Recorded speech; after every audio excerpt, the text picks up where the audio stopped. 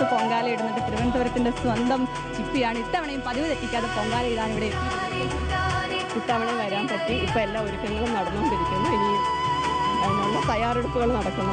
ആറ്റുകാൽ പൊങ്കാലയെക്കുറിച്ചും ചടങ്ങുകളെക്കുറിച്ചും ചേച്ചിക്കും കൃത്യമായിട്ട് പറയാൻ പറ്റും. അത്രമാത്രം പൊങ്കാല എന്ന് പറയുമ്പോൾ ചിപ്പി എന്നൊരു പേരും കൂടി നമ്മൾ പറയാറുണ്ട്. എന്തെങ്കിലും പ്രത്യേക ആഗ്രഹം എന്തെങ്കിലും ചേച്ചിക്ക് മനസ്സിലായി?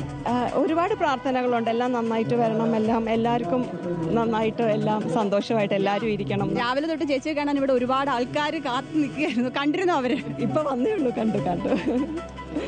അങ്ങനെ നമ്മൾ പൊങ്കാല രാവിലെ പറഞ്ഞതുപോലെ തന്നെ ചിപ്പി എവിടെയെന്നുള്ള ചോദ്യത്തിനും ഉത്തരമായിട്ടുണ്ട്. എല്ലാവരും കാണാൻ വേണ്ടി കാത്തിരിക്കുകയായിരുന്നു. അങ്ങനെ പൊങ്കാല ഇങ്ങനെ നടക്കുകയാണ്. ഓരോ സ്ഥലത്തും മുക്കിലും മൂലയിലും ആറ്റുകാൽ പൊങ്കാലയുടെ അല്പസമയത്തിനകം തന്നെ തുടക്കമാകും. അങ്ങനെ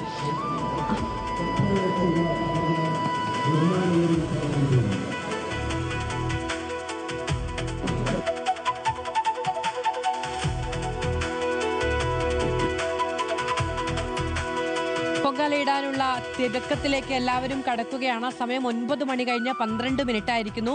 9:15 കൂടിയാണ് ശുദ്ധപുണ്യാഹം നടക്കുക. ഇനി വളരെ കുറവ് സമയമേ ഉള്ളൂ. 9 മണിയോടൊക്കെയാണ് ഇവരെല്ലാവരും ഈ സ്ഥലത്തേക്കൊക്കെ എത്തിയത്. ഇനി മറ്റ് പല കാര്യങ്ങൾ ചെയ്യാനുണ്ട്. അടുപ്പ് കൂട്ടാനുണ്ട്, ഈ കൊതുമ്പും ചൂട്ടും കറ്റയും ഒക്കെ അടുക്കി വെക്കാനുണ്ട്.